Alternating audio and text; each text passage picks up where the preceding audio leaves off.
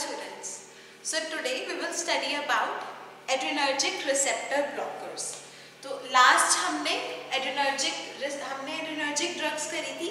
अगर आपको याद हो तो एड्रेनर्जिक जो ड्रग्स होती हैं वो हमारे पास ऐसी ड्रग्स थी जो एड्रेनर्जिक सिस्टम के ऊपर वर्क करती थी, एड्रेनर्जिक रिसेप्टर्स के ऊपर वर्क करती हैं. तो आज हम उन्हीं रिसेप्टर्स का जो हमारे पास ब्लॉकर ड्रग्स हैं, जो ड्रग्स हमारे पास एड्रेनर्जिक रिसेप्टर्स को ब्लॉक करती हैं, उनके बारे में पढ़ेंगे. तब एड्रेनर्जिक रिसेप्टर्स को जो ड्रग्स ब्लॉक करती हैं, हम या तो उनको एड्रेनर्जिक रिसेप्टर ब्लॉकर्स बोल सकते हैं या फिर हम उनको बोल सकते हैं adrenergic antagonist. So what are adrenergic receptor blockers? Adrenergic receptor blockers are the agent which bind to the adrenergic receptors and prevent the action of adrenaline, noradrenaline और dopamine on the receptor.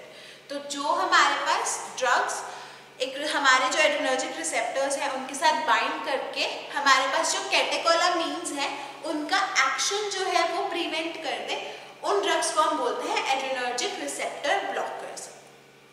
अब हमने जब adrenergic receptors के बारे में पढ़ा था तब हमने पढ़ा था कि जो एड्रेनर्जिक रिसेप्टर्स हैं वो हमारे पास दो तरह के होते हैं, अल्फा रिसेप्टर्स और बीटा रिसेप्टर्स. और अल्फा रिसेप्टर्स और बीटा रिसेप्टर्स का हमने पढ़ा था कि डिफरेंट फंक्शंस होते हैं, डिफरेंट हमारे पास प्लेसेस पे या ऑर्गन्स पे या बॉडी पार्ट्स पे हमारे पास ये जो रिसेप्टर्स हैं ये प्रेजेंट होते हैं और हमारे पास जो इनकी एक्टिविटी होती है वो भी डिफरेंट होती है. हमारे पास जो बीटा ब्लॉकर्स होते हैं वो हमारे पास क्या करते हैं, जनरली हमारे पास उनके जो एक्शंस होते हैं वो इनहिबिटिंग एक्शंस होते हैं, और जो हमारे पास अल्फा रिसेप्टर्स होते हैं वो हमारे पास जनरली स्टिमुलेटिंग एक्शंस होते हैं. बीटा रिसेप्टर्स में हमारे पास एक एक्सेप्शन था जो कि हमारे पास हार्ट के ऊपर, बीटा रिसेप्टर्स जो हार्ट के ऊपर स्टिमुलेट होते हैं तब वो हार्ट को स्टिमुलेट करते हैं, राइट. अभी हमारे पास जो एड्रेनर्जिक रिसेप्टर ब्लॉकर ड्रग्स है वो हमारे पास मेजरली 2 क्लासेस के अंदर डिवाइडेड है. हमारे पास अल्फा रिसेप्टर ब्लॉकर्स होते हैं और बीटा रिसेप्टर्स ब्लॉकर्स होते हैं. अब अल्फा रिसेप्टर ब्लॉकर्स जो होंगे वो हमारे पास किन रिसेप्टर्स को ब्लॉक करेंगे, जो हमारे पास अल्फा एड्रेनर्जिक रिसेप्टर्स होते हैं उन रिसेप्टर्स को ब्लॉक करेंगे. So what will alpha receptor blockers do? Alpha receptor blockers will block the alpha adrenergic receptors in the human body. So अब जो ये अल्फा हमारे पास अल्फा रिसेप्टर्स एड्रेनर्जिक रिसेप्टर्स होते हैं, इनका हमारे पास जो फंक्शन है पहले हमें वो पता होना चाहिए. इस लेक्चर के अंदर हम पहले अल्फा रिसेप्टर ब्लॉकर्स के बारे में पढ़ेंगे. Okay, so alpha receptor blockers जो है वो हमारे पास उनकी जो क्लासिफिकेशन है वो कुछ ऐसे की जाती है डिपेंडिंग अपॉन उनका जो हमारे पास ब्लॉकिंग हमारी जो ड्रग्स हैं, जो अल्फा रिसेप्टर ब्लॉकर ड्रग्स हैं वो कैसे हमारे पास ब्लॉक कर रही है हमारा एड्रेनर्जिक का एक्शन अल्फा रिसेप्टर्स के ऊपर. डिपेंडिंग अपॉन दैट हमारे पास हमारी ड्रग्स की क्लासिफिकेशन है. तो जो अल्फा रिसेप्टर ब्लॉकर्स हैं हम उनको 2 क्लासेस में मेजरली क्लासिफाई करते हैं. Number 1 is non selective class and number 2 is selective class. अब जो हमारे पास नॉन सिलेक्टिव क्लास है उसके अंदर हमारे पास, अब नॉन सिलेक्टिव का क्या मतलब है हमारे पास जो अल्फा रिसेप्टर्स हैं वो 2 टाइप्स के होते हैं, अल्फा 1 और अल्फा 2. तो हमारे पास नॉन सिलेक्टिव जो क्लास है उसके अंदर कौन सी ड्रग्स आएंगी, जो ड्रग्स हमारे पास अल्फा 1 और अल्फा 2 रिसेप्टर्स दोनों रिसेप्टर्स के ऊपर बाइंड करके हमारे पास एक्शन को इनहिबिट कर देंगी, वो ड्रग्स हमारे पास किसके अंदर आएंगी, नॉन सिलेक्टिव के अंदर. ठीक है. और सेकंड जो हमारे पास क्लास है दैट इज सिलेक्टिव. तो जो ड्रग्स हमारे पास सिलेक्टिवली या तो अल्फा 1 को इनहिबिट करें या फिर अल्फा 2 को इनहिबिट करें, डिपेंडिंग अपॉन दैट हमारे पास दूसरी जो क्लास आती है दैट इज सिलेक्टिव ब्लॉकर्स. अब जो नॉन सिलेक्टिव ब्लॉकर्स हैं they are further divided into non-competitive blockers and competitive blockers. अब non-competitive blockers क्या होते हैं हमारे पास, या competitive blocking या non-competitive blocking क्या होती है. अब हमारे पास रिसेप्टर्स जो हैं, हमारी बॉडी में एड्रेनालिन प्रोड्यूस हो रहा है नॉर्मली, नॉरएड्रेनालिन और डोपामिन प्रोड्यूस हो रहा है कैटेकोलामीन्स. अब ये जो रिसेप्टर्स हैं हमारे पास ये ससेप्टेबल क्या है दोनों के लिए, राइट। हमारे पास जो एड्रेनालिन भी बाइंड कर सकता है हमारे पास अल्फा रिसेप्टर्स के साथ, और हमारी जो ड्रग है वो भी बाइंड कर सकती है हमारे पास अल्फा रिसेप्टर्स के साथ। लेकिन तो हमारे पास क्या होगा, अगर तो हमारी जो ड्रग है वो कॉम्पीट करे जो हमारे पास कैटेकोलामीन्स है उसके साथ, तो हमारे पास कॉम्पिटिटिव एंटागोनिज्म होता है। और हमारे पास अगर हम जो कॉम्पिटिटिव एंटागोनिज्म होता है वो डिपेंडेंट होता है हमारे पास कंसंट्रेशन के ऊपर हमारे लाइगेंड के। तो अगर हमारे पास जो कंसंट्रेशन है ड्रग की वो हम इंक्रीज कर देंगे और वो कॉम्पिटिटिव एंटागोनिस्ट है, तो हमारे पास जो एंटागोनिज्म है या फिर ब्लॉकिंग का जो प्रोसेस है वो ज़्यादा एफिशिएंटली होगा। तो कॉम्पिटिटिव एंटागोनिज्म में हमारे पास कॉम्पिटिशन होता है between two ligands that can bind to the receptor, and the one with higher concentration or more affinity wins, right।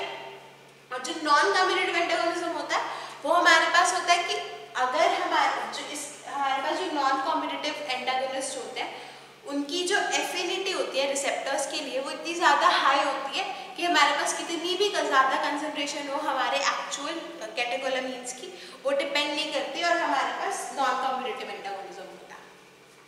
So non competitive antagonism के अंदर हमारे पास या नॉन कॉम्पिटिटिव रिसेप्टर ब्लॉकर्स के अंदर हमारे पास फिनॉक्सीबेंजामीन ड्रग आती है। कॉम्पिटिटिव के अंदर हमारे पास अर्गोट अल्कलॉइड्स, टोलाजोलिन और फेंटोलामीन ड्रग आती है। सिलेक्टिव जो ब्लॉकर्स हैं हमारे पास उसके the selective blockers are further divided into two classes depending upon the receptor they block. So we have alpha 1 receptor blockers. Alpha 1 receptor blockers के अंदर हमारे पास जो ड्रग्स आती है वो है प्राजोसिन और टेराजोसिन, और अल्फा 2 रिसेप्टर ब्लॉकर्स के अंदर जो हमारे पास ड्रग आती है वो है योहिम्बीन, राइट। सो आई होप कि क्लासिफिकेशन क्लियर है अल्फा एड्रेनर्जिक रिसेप्टर ब्लॉकर्स की। ये हमारे पास सिर्फ और सिर्फ अल्फा रिसेप्टर ब्लॉकर्स हैं। अल्फा रिसेप्टर ब्लॉकर्स को हम उनकी सिलेक्टिविटी के बेस पे हम क्लासिफाई करते हैं नॉन सिलेक्टिव और सिलेक्टिव। सो अभी हमें पता होना चाहिए कि अगर हमारा जो अल्फा रिसेप्टर है वो ब्लॉक हो जाएगा तो हमारे पास एक्शन आएगा कैसा।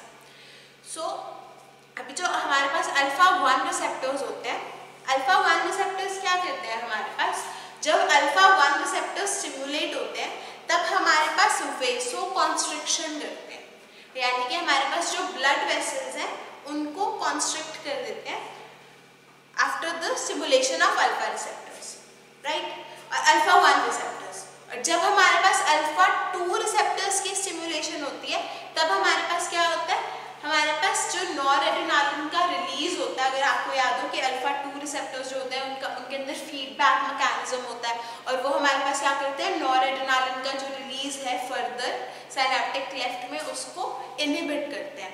सो हमारे पास जो अल्फा रिसेप्टर्स हैं वो 2 मेजर काम करते हैं। क्या क्या काम कर रहे हैं हमारे पास, एक तो वेसो कंस्ट्रक्शन करवा रहे हैं यानी कि ब्लड वेसल्स को कंस्ट्रक्ट करवा रहे हैं, दूसरा हमारे पास क्या करा रहे हैं, नॉरएड्रेनालिन का जो रिलीज है उसको इनहिबिट कर रहे हैं, राइट। सो अभी हमारे पास जब ये अल्फा रिसेप्टर्स ब्लॉक हो जाएंगे तब हमारे पास कैसा इफेक्ट आएगा।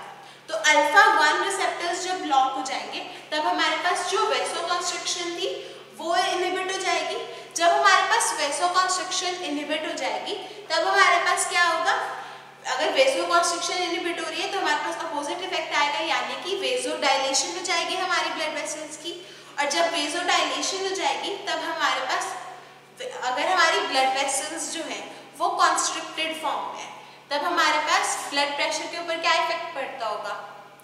जैसे हमारे पास एक जो ब्लड वेसल्स है हमारी वो पाइप्स की तरह होती है, ठीक है। तो आपकी पाइप है आपके पास, उसमें से पानी जा रहा है, आप अपनी गार्डन को पानी दे रहे हो, ठीक है। तो क्या हो रहा है हमारे पास कि जो हमारा वाटर है वो पाइप के वॉल्स के ऊपर कुछ तो प्रेशर लगा रहा है, ठीक है। और हमारे पास अगर जो हमारी पाइप है, अगर हमारे जो वाटर है उसका पीछे से प्रेशर कम आ रहा है तो हम क्या करते हैं, हम अपनी पाइप को आगे से बंद कर देते हैं, कॉन्स्ट्रिक्ट कर देते हैं, और हमारे पास जो पानी जितना आ रहा होता है वो हाई प्रेशर से आता है, राइट। सो जो वेसो का वैसे ही हमारे पास सिमिलर केस है ब्लड वेसल्स के साथ। तो जब हमारे पास जो ब्लड वेसल्स है वो कॉन्स्ट्रिक्ट हो जाती हैं, तब हमारे पास जो ब्लड प्रेशर होता है वो इंक्रीज कर जाता है। सो सिमिलरली हमारे पास अगर हमारी जो अल्फा रिसेप्टर्स हैं वो ब्लॉक होते हैं, तब वो क्या हो जाती है, हमारे पास वेसोडाइलेशन हो जाती है, और वेसोडाइलेशन होने की वजह से हमारे पास क्या होता है, हमारा जो ब्लड प्रेशर होता है वो फॉल कर जाता है। ओके, अब नेक्स्ट हमारे पास जब अल्फा 2 रिसेप्टर्स ब्लॉक होते हैं तब क्या होता है, हमारे पास अल्फा 2 रिसेप्टर्स जब ब्लॉक होते हैं, अब अल्फा 2 रिसेप्टर्स कर क्या रहे थे, हमारे पास इनहिबिट कर रहे थे नॉरएड्रेनालिन का रिलीज। तो अब जब हमारे पास अल्फा 2 रिसेप्टर्स ब्लॉक हो जाएंगे तब हमारे पास नॉरएड्रेनालिन का जो रिलीज है वो इनहिबिट नहीं होगा। अगर हमारे पास नॉरएड्रेनालिन का रिलीज जो है वो इनहिबिट नहीं होगा तो हमारे पास क्या होगा, नॉरएड्रेनालिन का रिलीज इंक्रीज हो जाएगा। तो नॉरएड्रेनालिन के रिलीज जब रिलीज हमारे पास इंक्रीज हो जाता है तब हमारे पास क्या होता है, नॉरएड्रेनालिन हमारे पास बीटा रिसेप्टर्स को स्टिमुलेट करता है, और बीटा रिसेप्टर्स जब हमारे पास स्टिमुलेट होते हैं तब हमारी हार्ट रेट जो है, कार्डियक आउटपुट जो है, वैस्कुलर रेजिस्टेंस जो है वो हमारे पास इंक्रीज हो जाती है, और heart rate cardiac output increase होने की वजह से क्या हो जाता है, हमारे पास जो हार्ट रेट इंक्रीज कंडीशन है वो होती है हमारे पास टैकीकार्डिया। तो हमारे पास क्या हो जाता है, टैकीकार्डिया कॉज हो जाता है। तो जब हमारे पास नॉन सिलेक्टिव जो ड्रग्स हैं, जब नॉन सिलेक्टिव ड्रग्स दी जाती है तब ये क्या करती है, हमारे पास हाइपोटेंशन कॉज करती है। नो डाउट हमारे पास जो ब्लड प्रेशर है उसको डिक्रीज कर देती है, लेकिन उसके साथ हमारे पास क्या करती है, टैकीकार्डिया कॉज करती है। अब जो हमारे पास अल्फा 1 सिलेक्टिव ब्लॉकर्स हैं वो हमारे पास क्या करते हैं, हाइपोटेंशन कॉज करते हैं, यानी कि ब्लड प्रेशर को डिक्रीज करते हैं, लेकिन विदाउट टैकीकार्डिया। हमारे पास टैकीकार्डिया कॉज नहीं करते अल्फा 1 रिसेप्टर ब्लॉकर्स। अब सेकेंडली हमारे पास अल्फा 2 ब्लॉकर्स हैं। अब जो ये अल्फा 2 ब्लॉकर्स होते हैं ये हमारे पास क्या करते हैं, नॉरएड्रेनालिन जो सिलेक्टिव अल्फा 2 ब्लॉकर्स है हमारे पास सिर्फ और सिर्फ अल्फा 2 रिसेप्टर्स को हमारे पास ब्लॉक करेंगे। अब अल्फा 2 हमारे पास क्या कर रहा था, अल्फा 2 रिसेप्टर ब्लॉकर्स हमारे पास का जब हमारे पास ब्लॉकिंग हो जाती है तब हमारे पास नॉरएड्रेनालिन का डिक्रीज हो जाता है, जो रिलीज है वो हमारे पास इंक्रीज हो जाता है, और हमारे पास टैकीकार्डियक कंडीशन आती है, हार्ट रेट इंक्रीज हो जाती है। तो विद द यूज ऑफ योहिम्बीन हमारे पास जब सिलेक्टिव अल्फा 2 ब्लॉकर्स दिए जाते हैं तब हमारे पास नॉरएड्रेनालिन का जो रिलीज है वो इंक्रीज हो जाता है, और हमारे पास उसकी वजह से टैकीकार्डिया कॉज होता है। ओके, अब ये जो हमारे पास स्पेसिफिक वेसोडाइलेशन और टैकीकार्डिया की कंडीशन है, इसके अलावा भी हमारे पास कुछ कंडीशंस आती हैं अल्फा रिसेप्टर ब्लॉकर्स। जब हमारे पास अल्फा रिसेप्टर्स ब्लॉक हो जाते हैं, जैसे कि फर्स्ट ऑफ ऑल हमारे पास मियोसिस की कंडीशन आती है, यानी कि हमारी जो हमारा जो प्यूपिल है वो कॉन्स्ट्रिक्ट हो जाता है। उसके अलावा हमारे पास नेजल स्टफीनेस हो जाती है या फिर नेजल कंजेशन हो जाती है। तो जब हमने एड्रेनर्जिक ड्रग्स पढ़ी थी तब हमने पढ़ा था कि एड्रेनर्जिक ड्रग्स हमारे पास नेजल डीकंजेस्टेंट्स होती है। तो अब जो हमारे पास एड्रेनर्जिक रिसेप्टर ब्लॉकर्स है ये हमारे पास बिल्कुल अपोजिट इफेक्ट शो करते हैं। तो हमारे पास ये क्या करते हैं, नेजल स्टफीनेस कॉज करवाते हैं। उसके अलावा हमारे पास जो एड्रेनर्जिक ड्रग्स थी वो हमारे पास क्या कर रही थी, यूरिनरी रिटेंशन कॉज करवा रही थी। ये जो ड्रग्स हैं ये हमारे पास जो यूरिन के फ्लो में रेजिस्टेंस होती है उसको डिक्रीज कर देते हैं।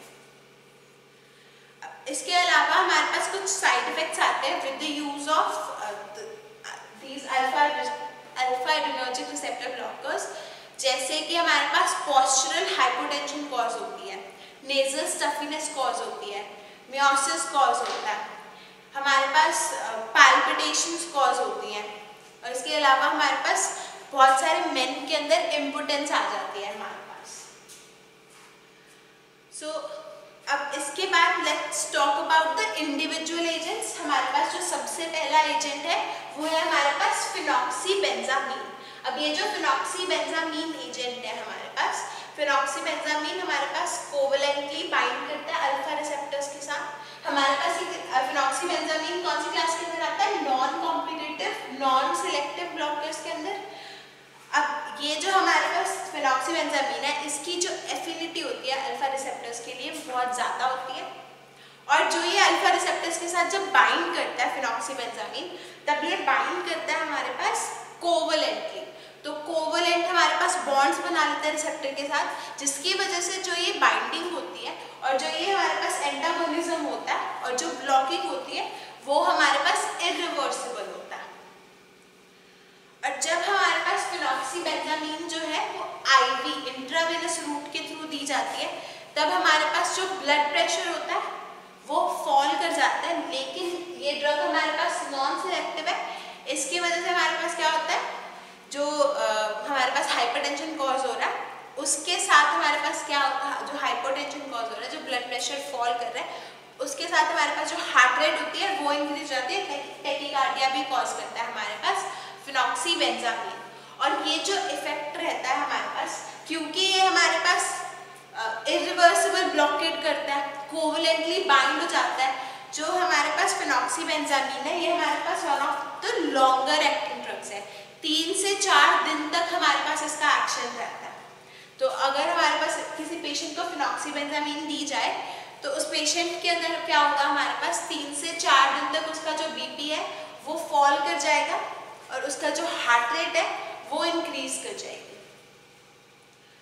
और इसके अलावा हमारे पास अल्फा रिसेप्टर्स को ब्लॉक करने के अलावा ये जो ड्रग है ये हमारे पास हिस्टामिन, सेरोटोनिन और कोलिनर्जिक रिसेप्टर्स को भी ब्लॉक करती है, जिसकी वजह से हमारे पास बहुत ज़्यादा साइड इफेक्ट्स आते हैं। जैसे कि हमारे पास जो फिनॉक्सीबेंजामीन है वो पोस्चरल हाइपोटेंशन कॉज करती है। हमारे पास जो पेशेंट है जब उसका जो पोस्चर है वो चेंज होता है और उसकी वजह से हमारे पास जो ब्लड प्रेशर है वो फॉल कर जाए तो उस कंडीशन को हम बोलते हैं पोस्चरल हाइपोटेंशन। सो हमारे पास जो फिनॉक्सीबेंजामीन है ये पोस्चरल हाइपोटेंशन कॉज करती है, पाल्पिटेशन कॉज करती है, नेजल स्टफीनेस कॉज करती है और हमारे पास डिप्रेशन कॉज करती है due to inhibition of histamine and serotonin और कोलिनर्जिक रिसेप्टर्स। जो फिनॉक्सीबेंजामीन ड्रग है ये हमारे पास ऑरली दी जाती है। हमारे पास जब अगर ये ऑरली ड्रग दी जाए तो इसकी जो एब्जॉर्प्शन है वो इनकम्प्लीट होती है, इसलिए फिनॉक्सीबेंजामीन हमारे पास ऑरली नहीं दी जाती। उसके अलावा हमारे पास आईएम, इंट्रामस्कुलर और सबक्यूटेनियस एससी इंजेक्शंस जो है वो हमारे पास अवॉइड किए जाते हैं, क्योंकि ये जो इंजेक्शंस होते हैं ये हमारे पास फिनॉक्सीबेंजामीन के काफ़ी ज़्यादा पेनफुल होते हैं। अब जो फिनॉक्सीबेंजामीन है ये हमारे पास यूज़ की जाती है फियोक्रोमोसाइटोमा की ट्रीटमेंट के अंदर।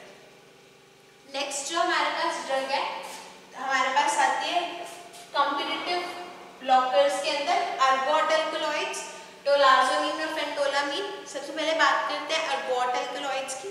अब जो अर्गोट एल्कलॉइड्स हैं इनके अंदर हमारे पास जो ड्रग्स हैं वो आती हैं अर्गोटामीन और अर्गोटॉक्सिन। अब ये जो हमारे पास दोनों ड्रग्स हैं ये हमारे पास अर्गोट प्लांट से मिलती है। हमारे पास ये क्या होते हैं, अर्गोट के डेरिवेटिव्स होते हैं। अब जो अर्गोटामीन और अर्गोटॉक्सिन ड्रग्स हैं ये हमारे पास कॉम्पिटिटिव एंटागोनिस्ट ड्रग्स हैं और जो हमारे पास इसका जो ब्लॉकेड होता है हमारे पास वो शॉर्ट एक्टिंग होता है।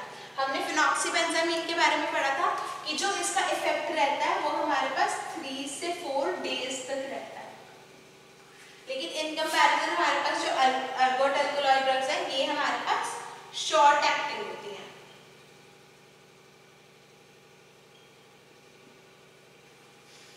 और हमारे पास ये कॉम्पिटिटिव एंटागोनिस्ट होती है। अब हमारे पास अल्फा रिसेप्टर्स को ब्लॉक करने के अलावा जो ये अर्गोट एल्कलॉइड्स हैं इनका हमारे पास स्मूथ मसल्स के ऊपर डायरेक्ट इफेक्ट होता है। हमारे पास स्मूथ मसल्स को स्टिमुलेट कर देती हैं अल्फा जो हमारे पास अर्गोट एल्कलॉइड ड्रग्स हैं। और स्मूथ मसल्स को हमारे पास स्टिमुलेट करने के लिए स्पेसिफिकली जो हमारे पास अर्गोट है इसका हमारे पास ये क्या करता है, यूट्रस की कॉन्ट्रैक्शन करवा देता है। और ड्यू टू हमारे पास यूट्रस की कॉन्ट्रैक्शन ये यूज किया जाता है चाइल्ड बर्थ के टाइम पे। जो अर्गोटामिन और हमारे पास अर्गोटॉक्सिन ड्रग्स है, उसके अलावा हमारे पास जो अर्गोट एल्कलॉइड्स हैं ये हमारे पास वेसोकॉन्स्ट्रिक्शन की वजह से ब्लड प्रेशर को इंक्रीज करवा देते हैं और हमारे पास ये टोज और फिंगर्स का जो गैंग्रीन कॉज करवाते हैं। सो हमारे पास जो फिनॉक्सीबेंजामीन ड्रग है उससे काफ़ी ज़्यादा डिफरेंट होते हैं हमारे पास अर्गोट एल्कलॉइड्स। अब जो हमारे पास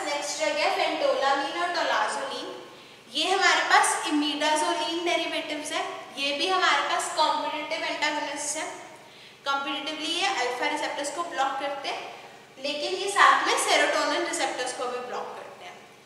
अब ये जो हमारे पास टोलाजोलिन और फेंटोलामीन ड्रग्स है, ये हमारे पास गट की मोटिलिटी को इंक्रीज करते हैं और हमारे पास गैस्ट्रिक सिक्रीशन इंक्रीज करते हैं, जिसकी वजह से टोलाजोलिन और फेंटोलामीन हमारे पास वॉमिटिंग और डायरिया कॉज करते हैं। हमने जो इस लेक्चर के अंदर हमने जो ड्रग्स पढ़ी वो हमने पढ़ी कि जो नॉन सिलेक्टिव ड्रग्स होती हैं वो हमारे पास फर्दर डिवाइडेड होती है नॉन कॉम्पिटिटिव और कॉम्पिटिटिव ड्रग्स के अंदर। नॉन कॉम्पिटिटिव ड्रग्स के अंदर हमारे पास फिनॉक्सीबेंजामीन ड्रग है। फिनॉक्सीबेंजामीन हमारे पास कोवलेंटली बाइंड करती है अल्फा रिसेप्टर्स के साथ और हमारे पास इरिवर्सिबल ब्लॉकेज कॉज करती है। जब ये जो ड्रग है ये हम स्पेसिफिकली आईवी देते हैं और जब ये ड्रग हमारे पास इंट्रावेनसली दी जाती है तब क्या होता है, हमारे पास जो ब्लड प्रेशर है वो फॉल कर जाता है, लेकिन साथ में हमारे पास टेकीकार्डिया होता है और जो इसका इफेक्ट है वो 3 से 4 दिन तक रहता है।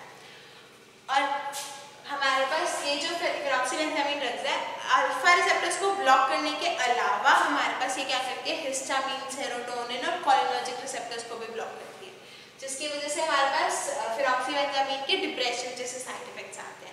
पोस्चरल हाइपरटेंशन भी कॉज करती है, नेजल स्टफीनेस भी कॉज करती है, मियोसिस भी कॉज करती है। अब जो अर्गोट एल्कलॉइड, टोलाजोलिन और फेंटोलामीन है, इनका जो हमारे पास ब्लड प्रेशर के ऊपर इफेक्ट देखा गया है वो बहुत ज़्यादा मिनिमम इफेक्ट है, लेकिन जो अर्गोट एल्कलॉइड्स हैं ये हमारे पास स्मूथ मसल्स को स्टिमुलेट करते हैं, जिसकी वजह से हमारे पास इसका यूट्रस पे इफेक्ट देखा जाता है। तो अबॉर्टिफिकेशन ड्रग के अंदर भी आती है हमारे पास अर्गोट एल्कलॉइड्स। और हमारे पास जो टोलाजोलिन और फेंटोलामीन ड्रग्स है ये हमारे पास जो हमारा जीआईटी ट्रैक्ट होता है, हमारे जो ईसोफेगस है, हमारा जो स्टमक है, उसकी जो मोटिलिटी होती है उसको हमारे पास मॉडिफाई करते हैं और इसकी वजह से हमारे पास क्या कॉज होता है, डायरिया और हमारे पास वॉमिटिंग, नोजिया कॉज होता है ड्यू टू द टोलाजोलिन और फेंटोलामीन। सो नेक्स्ट लेक्चर के अंदर वी विल स्टडी अबाउट जो हमारे पास selective alpha adrenergic receptor blockers है। Thank you.